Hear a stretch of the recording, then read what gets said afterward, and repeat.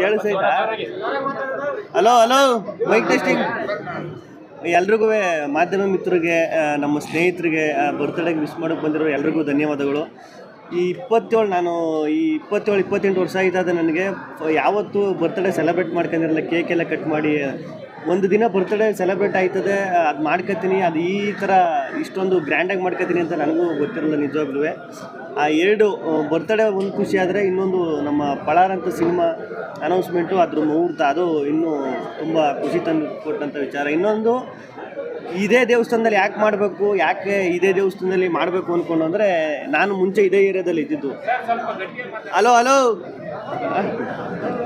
ನಾನು ಇದೇ ಏರಿಯಾದಲ್ಲಿ ಅಂದರೆ ನಮ್ಮ ಬಂಡಿಕಾಳಮ್ಮನ ದೇವಸ್ಥಾನದಲ್ಲೇ ಈ ಮುಹೂರ್ತನ ಏನಂತಕ್ಕೆ ಮಾಡಬೇಕು, ಈ ದೇವಸ್ಥಾನದಲ್ಲೇ ಮಾಡಬೇಕು ಅಂದರೆ, ನಾನು ಮುಂಚೆ ಇದ್ದದ್ದು ಇದೇ ಏರಿಯಾ. ಆಮೇಲೆ ಬಂಡಿಕಾಳಮ್ಮನ ಈ ದೇವಸ್ಥಾನದಲ್ಲಿ ಮಾಡಿದ್ರೆ ಸಕ್ಸಸ್ ಆಯ್ತದೆ, ಆಮೇಲೆ ಆ ತಾಯಿ ಆಶೀರ್ವಾದ ಇದ್ದರೆ ಒಳ್ಳೆದಾಯ್ತದೆ ಅನ್ನೋದು ಒಂದು ಉದ್ದೇಶ. ಅದಕ್ಕೆ ಎಲ್ಲ ಪ್ರೊಡ್ಯೂಸರ್ಸು,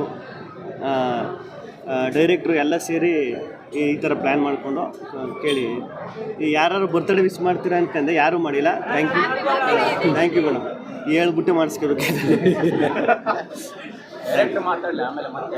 ಮಾತಾಡಿ ಸರ್. ಮೊದಲನೇದಾಗಿ ಹ್ಯಾಪಿ ಬರ್ಡೇ ಸರ್. ಇದು ಡೈರೆಕ್ಟ್ರು ನಿನ್ನೆ 7 ಗಂಟೆ ಹ್ಯಾಪಿ ಬರ್ತ್ಡೇ ಅಂತ ವಿಶ್ ಮಾಡ್ಬಿಟ್ಟು ಡಿಲೀಟ್ ಮಾಡ್ಬಿಟ್ಟವ್ರು. ಯಾಕೆ ಅಂತ ಗೊತ್ತಿಲ್ಲ. ಯಾಕೆ ಸರ್, ಸ್ಪೆಲ್ಲಿಂಗ್ ಮಿಸ್ಟೇಕ್ ಆಗಿತ್ತು. Night 2:30 sir. ಸೊ ಅಯ್ಯೋ, ನಾವು ಕಮ್ಮಿ ವಯಸ್ಸು ಮಾತಾಡೋದು. ಮೊದಲನೇದಾಗಿ ಇವತ್ತು ಪ್ರಾರಂಭ ಮಾಡಿದ್ದೀವಿ ಮುಹೂರ್ತ.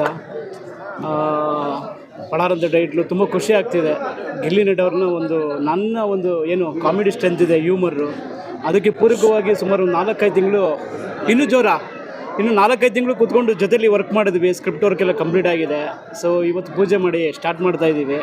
ಮುಂದಿನ ದಿನಗಳು ಎಲ್ಲ ಡೀಟೇಲ್ಸ್ ನಿಮ್ಗೆ ತಿಳಿಸ್ತೀವಿ. Thank you. ಹೌದು,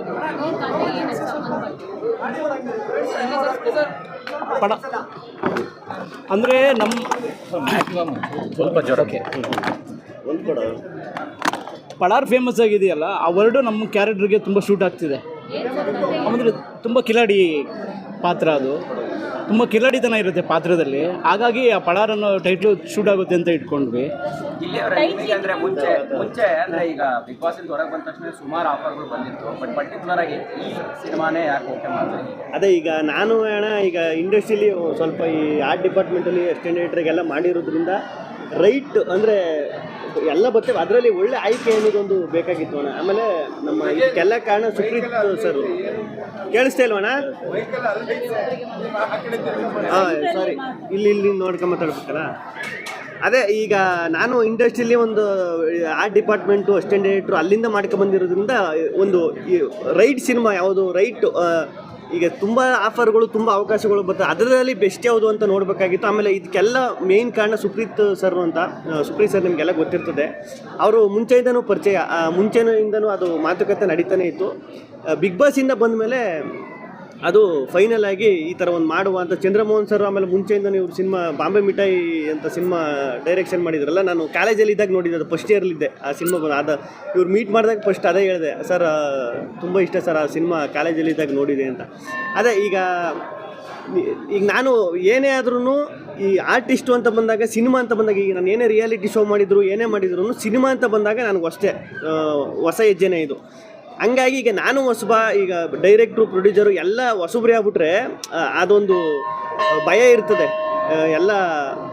ಹಂಗಾಗಿ ಈಗ ಪ್ರೊಡ್ಯೂಸರು, ಈಗ ಹರೀಶ್ ಸರು, ನವೀನ್ ಸರು, ಇವ್ರು ಇಂಡಸ್ಟ್ರಿ ಒಂದು 20-25 ವರ್ಷ ಇರೋದ್ರಿಂದ ಇವ್ರಿಗೂ ಇಂಡಸ್ಟ್ರಿ ಏನು ಅಂತ ಗೊತ್ತು, ಸಿನಿಮಾ ಹೆಂಗೆ ತಗೋಬೇಕು, ಹೆಂಗೆ ಮಾಡಬೇಕು ಅಂತ ಇವ್ರಿಗೂ ಒಂದು ಉತ್ಸಾಹ ಐತೆ. ಆಮೇಲೆ ಡೈರೆಕ್ಟ್ರು 4-5 ಸಿನಿಮಾ ಮಾಡೋರು, ಅವರು ಒಂದು 20-25 ವರ್ಷದಿಂದ ಇವರು ಟ್ರಾವೆಲ್ ಮಾಡಿರೋದ್ರಿಂದ ನನಗೆ ಅನುಕೂಲ ಆಯಿತು. ನನಗೆ ಕರೆಕ್ಟು ಇವ್ರ ಹತ್ರ ಮಾಡ್ಬೋದು. ಯಾಕಂದರೆ ಎಲ್ಲ ಅನುಭವಸ್ಥರೇ ಆಗಿರೋದ್ರಿಂದ ನನ್ನಂಥ ಹೊಸಬನಿಗೆ ಸೂಕ್ತವಾಗಿರೋ ಕತೆ, ಸೂಕ್ತವಾಗಿರೋ ಪ್ರೊಡ್ಯೂಸರು, ಸೂಕ್ತವಾಗಿರೋ ನಿರ್ದೇಶಕರು ಅಂತ ನನಗೆ